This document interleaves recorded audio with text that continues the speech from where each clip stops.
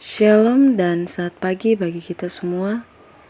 Mari sejenak kita mendengarkan firman Tuhan dari Renungan Harian Toraya edisi Kamis 19 Mei 2022. Sebelum kita membaca dan merenungkan firman Tuhan, mari kita berdoa. Tuhan Allah Bapa kami kekal dalam kerajaan sorga, kami bersyukur kepadamu Bapa atas penyertaan-Mu kepada kami di sepanjang kehidupan kami sampai saat ini. Saat ini Tuhan, kami akan membuka, membaca, dan merenungkan firman-Mu. Kuasai kami dengan Roh Kudus-Mu Tuhan, mampukan kami agar kami dapat memahami firman-Mu ini dengan baik.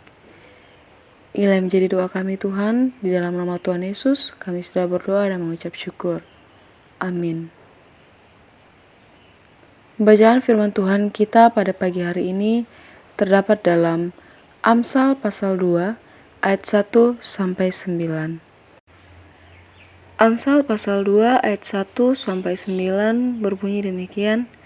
Hai anakku, jikalau engkau menerima perkataanku dan menyimpan perintahku di dalam hatimu, sehingga telingamu memperhatikan hikmat dan engkau mencenderungkan hatimu kepada kepandaian, ya, jikalau engkau berseru kepada pengertian dan menunjukkan suaramu kepada kepandaian, jikalau engkau mencarinya seperti mencari perak dan mengejarnya seperti mengejar harta terpendam, maka engkau akan memperoleh pengertian tentang takut akan Tuhan dan mendapat pengenalan akan Tuhan.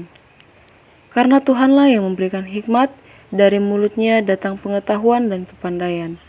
Ia menyediakan pertolongan bagi orang yang jujur, menjadi perisai bagi orang yang tidak bercela lakunya, sambil menjaga jalan keadilan dan memelihara jalan orang-orang yang setia. Maka engkau akan mengerti tentang kebenaran, keadilan, dan kejujuran, bahkan setiap jalan yang baik. Amin firman Tuhan. Cari dan milikilah hikmat. Untuk mengetahui sesuatu yang belum kita tahu, dibutuhkan waktu untuk belajar. Dan dalam proses belajar itulah kita akan menemukan dan mengenal hikmat seperti apa yang harus kita miliki di hadapan Tuhan. Pada bagian ini, kitab Amsal menegaskan bahwa hikmat Tuhan mengajak kita untuk menerima perkataan, menyimpan perintah, memperhatikan hikmat, mencenderungkan hati pada kepandaian, berseru kepada pengertian, dan mencari serta mengejar harta terpendam. Mencermati semua sikap ini, kita belajar bahwa untuk memperoleh hikmat harus ada usaha yang serius, tidak mengenal lelah, bersemangat, jauh dari putus asa, dan terbuka untuk dipimpin oleh hikmat.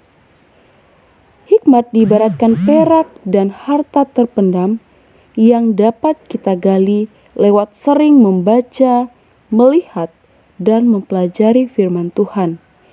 Sehingga firman Tuhan yang kita peroleh akan menuntun kita untuk mendapatkan kebenaran dalam kehidupan ini. Lalu bagaimana kita merespon hikmat dalam kehidupan kita?